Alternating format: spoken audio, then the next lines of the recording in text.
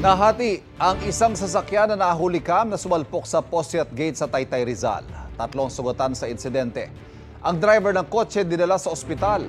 May unang balita si EJ Gomez. Aray ko talaga. Iwalay ang kaluluwa. Nahati sa dalawa at nayupi ang kotseng yan matapos maaksidente sa bahagi ng Manila East Road, Barangay San Juan sa Taytay, Rizal, alas 2:30 ng madaling araw nitong linggo. Hulikam ang mabilis na takbo ng sasakyan na sumalpok sa isang poste ng ilaw. Sumalpok din ito sa isang gate. 3 tao ang muntikan pang mahagip ng kotse. Bumagsak at nagpagulong-gulong ang isa sa kanila habang nakatakbo ang dalawa.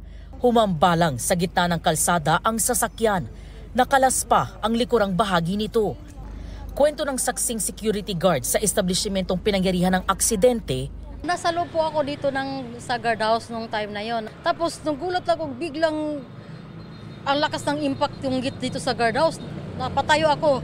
Lakas ng impact talaga, grabe. Parang lindol yung itong guard house ko. Para kung nabibingi. Diyan siya tumama sa ligi.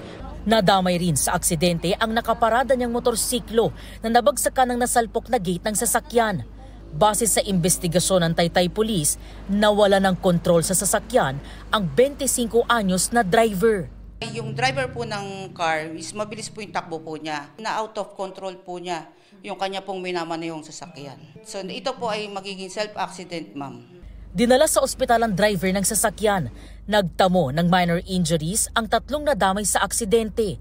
Tumagal ng mahigit 1 oras bago tuluyang naitabi ang sasakyan at muling nadaanan ng kalsada.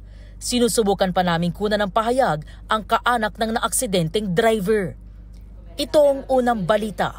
EJ Gomez para sa GMA Integrated News. Kapuso, huwag magpapahuli sa latest news and updates. Maging una ka sa balita at mag-subscribe sa YouTube channel ng GMA Integrated News.